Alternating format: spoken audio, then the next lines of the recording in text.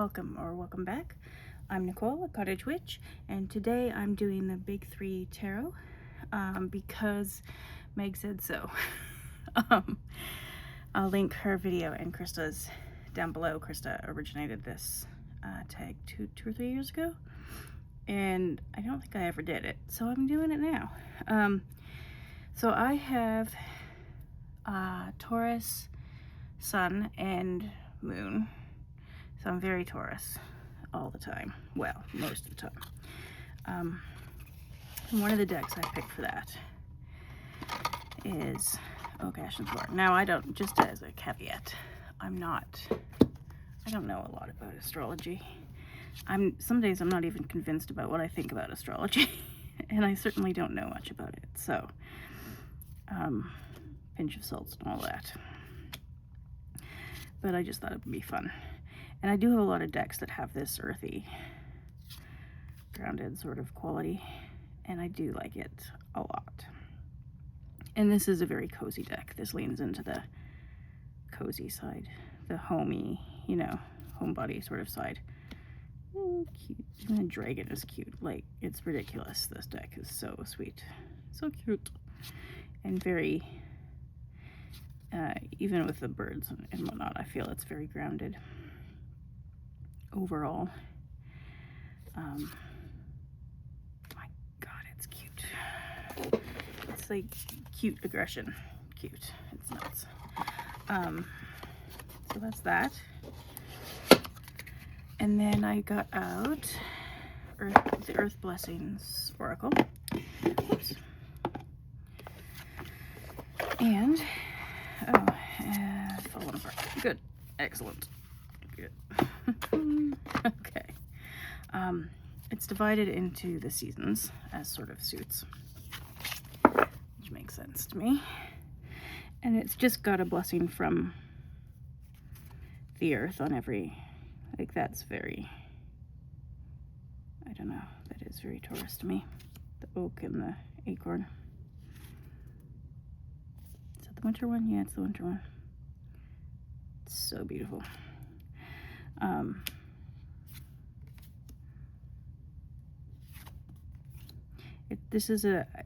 To me, it's a very calm and usually stable sort of energy. Which is not to say that I'm always stable. Huh. But this deck, I feel, has that energy. And, I mean, it does have a bit of the other elements, but it's mostly that sort of rootedness. Yeah. I like that one. Next, for Taurus, I've got the Herbcrafter's Tarot. So I got this because it's, all the blessings of the earth and whatnot, and it's very earthy. However, and it's also very cozy. Like, there is the cozy sort of luxurious thing, but there's also the hardworking, side of Taurus as well, and I think sometimes that gets forgotten. Like, oxen are very stubborn, yes, and slow moving, yes, but also once they get moving, they can go for ages, and until it's done, like until whatever job is done, they'll just keep going.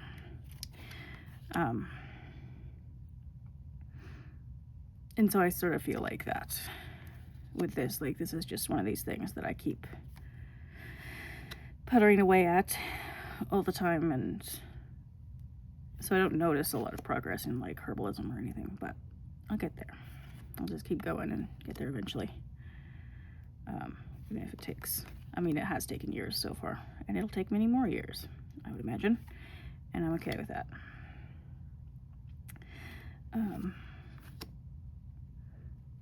Yeah, so this to me is the blessings of the earth, plus the hardworking, and continual, sort of like,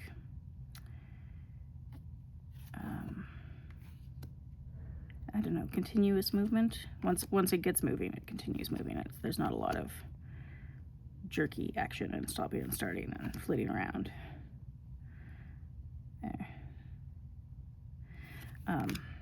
So yeah, that's the Crafters. It's still the dead of, despite being past in bulk, which I don't really celebrate, it's still dead of winter in Alberta. Which is why I don't really celebrate it, because it doesn't make a lot of sense here. Because spring is, in fact, not on the horizon in Alberta. It's like 3 months away. So that's exciting. And then my rising sign is in Scorpio, which is rather different. So I've got a few, I actually have a surprising number of decks for this. One of them is the Craft Decadence, which I guess could be a little bit of both, because Taurus can be decadent, luxurious, and then Scorpio is the decay a little bit. I've joked before that being Taurus and Scorpio means I'm just like a tree or something that you can plant in the ground that'll just keep growing there and not move until it dies, and just leave it there until it starts, you know, rotting away. So that's sort of what this is to me. I should get this one. Maybe I'll leave this one. I don't know. I haven't used this in a while, but I like it a lot.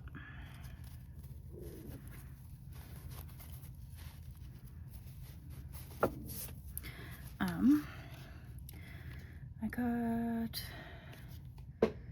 the Abyssal Tarot, which is a very watery deck. So Scorpio, I always forget that it's a water deck, and this is the, of all the watery decks that I have, this is the most Scorpio, I think. Oh yeah, nudity warning. Guess I'll have to, whoops, there we go.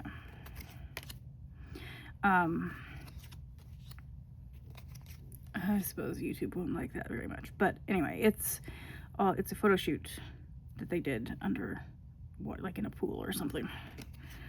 And I hardly ever use it, but I like having it. I don't know why. It's a weird one. It's just a bit odd. Yep. Little strange there. Alright, the next one I got is the Deadly Apothecary Oracle. Because I do like plants all year round, but some of those plants will kill you. And Scorpio does seem to have an interest in death, as far as I can tell. And certainly I find it interesting to think about. I don't find it scary to think about exactly. Like, it's not like, and don't take that the wrong way, it's not like I have a death wish or anything. But it's interesting to think about the sort of cycle of life. And having become a gardener, it's interesting to watch things dying and decaying and becoming compost and then fertilizing. But I've also grown a couple of poisonous plants. I've grown some foxglove. I've never grown belladonna. If I had more room on my balcony, I would. I've seen hemlock around. I have not seen water hemlock, but I'd like to someday. And henbane I love a lot. We have black henbane around town. We're not supposed to, it's not native here, and it's actually annual in that it dies off every year, but it produces enough seeds to just keep going. It's stubborn like that. Yeah. Don't really have anything else to say about this. This is a relatively new deck to me. I want to plant more poppies this year. And nettles. I do need more nettles. I want to try making nettle muffins, which I didn't. Sorry, I thought I was going to do last year, and then, you know, life got in the way of my plans. This does sometimes happen. I don't even know what that is. So some of these I have to, like, I got this to, you know, get to know some of these a bit better than I do. So that's a work in progress for me. Oops. Wrong half of the box. Good. All right, and then I got, so this one, this is a Kickstarter that just came in. How did this open? Oh, it's the magnetic thing. Good. I guess there's nudity in this one, and talk of death. I mean, it's cartoon nudity, sort of drawn, and also it's a deck with depression, and in my case, that includes suicidal ideation as a sort of trigger warning, I guess. So, you know, skip this bit if you're so inclined. But I do have, you know, many decades of experience with depression. And it is fascinating in a morbid sort of way to watch your brain try to kill itself. It's weird. It's a very strange experience. It's not a pleasant experience.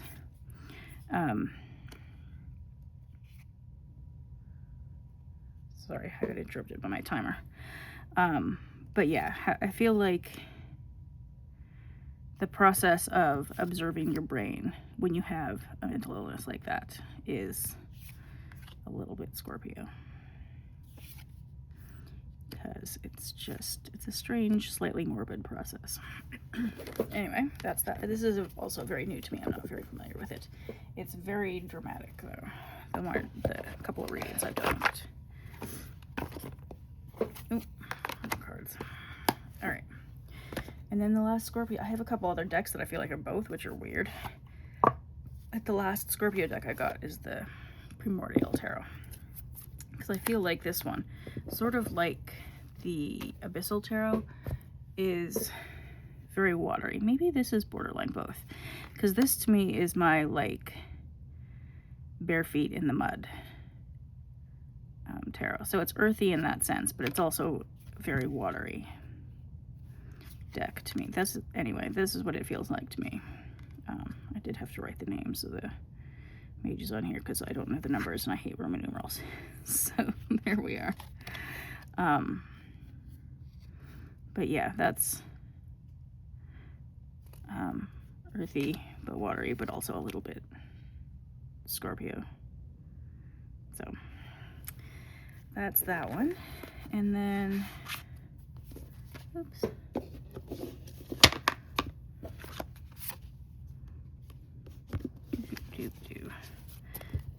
Oh, come on, go in. And then, sort of in the same category of a deck that could be both, is this one called Botanical something. Why do I always forget what this deck is called? Anyway, it's an oracle deck that I've had out lately. And so some of these, like, that's fairly Scorpio. The, what's it called? Hemlock. Good Lord. Wolfsbane as well. Oh, I feel like I know what this one is. A thistle. That's what it is. I was looking at the Latin. I'm trying to learn the Latin names of some of these things. But it's also, some of them are very earthy to me. Oh, there's the Tree of Life. But it's also fairly, as earthy decks go, it's fairly Scorpio leaning, I feel. I don't know. That's all subjective. But anyway, that's that one. And then the last couple are decks that I've made. Oh, there's a lot of banging outside. Hopefully it's not too distracting. There's perpetual construction out there and they're making an awful racket. So I made myself a Prairie Herbalist tarot, and then I made myself a winter edition of exactly the same plants in the same order with the same, basically everything on them, but a different photo, a photo of them in the fall or winter as they're dying or decaying. So this is my herbalism study. Like, this is my personal herb crafters project. Like, I love the herb crafters tarot, but some of the plants don't grow here, and some of the ones that I love working with are not in there. So this was my own. And then this is the plants throughout the fall and winter season of decay and dormancy, and going to seed. So this is my the embodiment of the, I don't know, Taurus and Scorpio in me or something. Seems to me to be both of these things throughout the season. Anyway, so that's my response to the big 3 tags. I'll tag, as I said, Meg and Christa if you want to go watch their videos as well. Thank you for watching, and I'll see you next time.